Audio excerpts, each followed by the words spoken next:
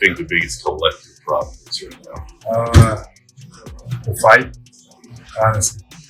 I just think that the fight's not always there. I think everyone has a personal agenda, but you have to make the personal agenda work in the team compromise. If it doesn't work, then you kind of got to get rid of your agenda. Or eventually the agenda is the cause of someone getting rid of you. Hello everybody and welcome back to the channel. Well, things are heating up out there in Golden State as Draymond and Jimmy Butler is now sending shots through the media. And this is after, Golden State initially started off winning 4 of their first 5 games. Everything was like, oh man, we got some serious contenders. They had Jimmy Butler the whole training camp. This team can be a little different. Well, they've dropped 5 of their last 7, and now things are boiling over in the locker room. After losing their most recent game versus OKC, the defending champions, I think that frustration is starting to boil over. I'm going to play a couple of clips, one of what Jimmy had to say, his answer in full, and one with Draymond, and then we're going to come back and we're going to talk about. It's definitely an issue. But they had 20 turnovers too, and they beat us by 30. So a lot more issues than just that. What do you think is the biggest difference between the way you ended last season once Jimmy got here and what's going on right now? I think everybody was committed to winning and doing that any way possible. Right now, it doesn't feel that way. I mean, is it personal agenda type stuff, or like, I guess I think everyone has a personal agenda in this league, but you have to make the personal agenda work in the team compromise. If it doesn't work, then you kind of got to get rid of your agenda. Or eventually the agenda is the cause of someone getting rid of you. And so, I think you don't want a team with no personal agendas, because a goal is an agenda, And so you gotta have some type of personal agenda. But like I said, you got your personal agenda must fit into the confines of the team. I think our defense hasn't been great, and when you have as many letdowns, body language drops, effort drops.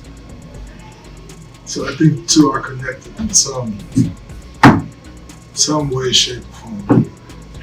I guess with regards to the defense and the issues you're having, what are you seeing with regards to the breakdowns? We're not taking one-on-one matchups personal. We have not been a great help side team. We're not on the string. Defense must move on the string. We're not doing that. What's the first step to doing that? Number one is taking the challenge, personal challenge. Gotta take the personal challenge to guard your man. Then if you get beat, there's help. But I think right now we're just relying on the help to be there. But when you don't give effort, then help can't get there. So starts individually. Everybody must take the challenge individually of guarding their man, and then you build out from there. What do you think the biggest collective problem is right now?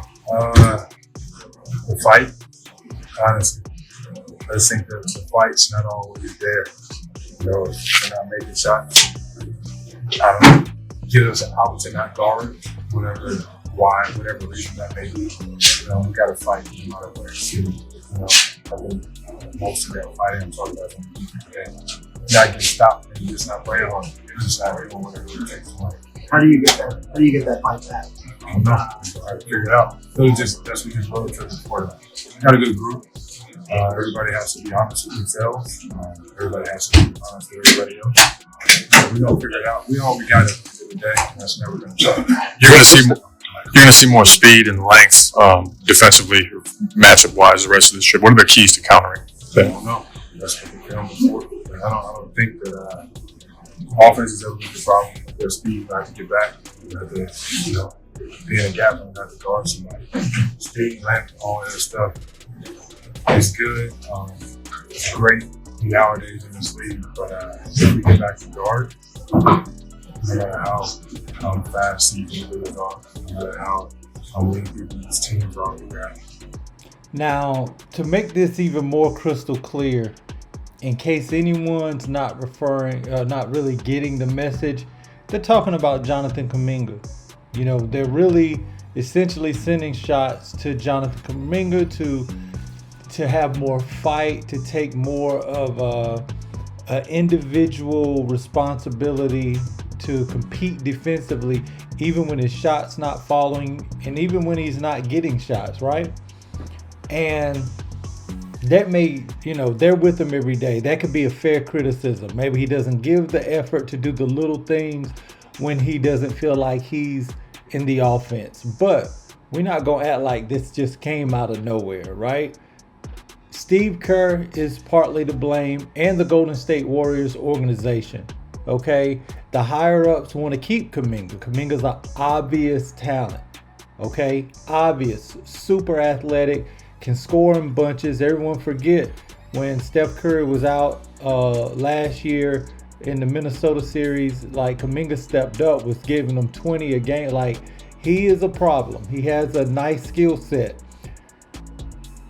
One could argue that some of his effort stuff that they want to see out of him is kind of lost in, the whole frustration. He wanted to leave. Matter of fact, let's not forget about that. This summer, he wanted out of Golden State. He's like, y'all not utilizing me to the way I want my skill set utilized. We're not a good fit. So let's just move on. Steve Kerr's not playing me no matter what I do. I've had moments where I played brilliantly and was snatched out of the game, didn't get to finish the game. So I'm done. Well, the Warriors organization say, no, we're not going to let you go. We see the talent. The GM wanted to reassure Kuminga he was a priority. Then they offered him a disrespectful low ball number, okay? A low ball number just to keep him as a restricted free agent, because if they would have just gave him the little qualifying $8 million a year offer, then he would have been unrestricted in that summer and they could have lost him for nothing. So let's keep that all in mind while we're doing this. You brought back someone who the relationship is fractured already. You know what I'm saying? It's fractured. Now he's too expensive, because you signed him to 2 year, I think $45 million, something like that. I think he's getting like $23 million a year now. Now he's too expensive to just sit on the bench. And you did that with and he's not dumb. You did that with the hopes of turning him into a trade asset to add something else to Draymond Green. And you gave him a decent contract so that the contracts match. So he knows he's essentially a trade piece. It's hard to be committed. I get it. You're a professional athlete. You do your job, all these things.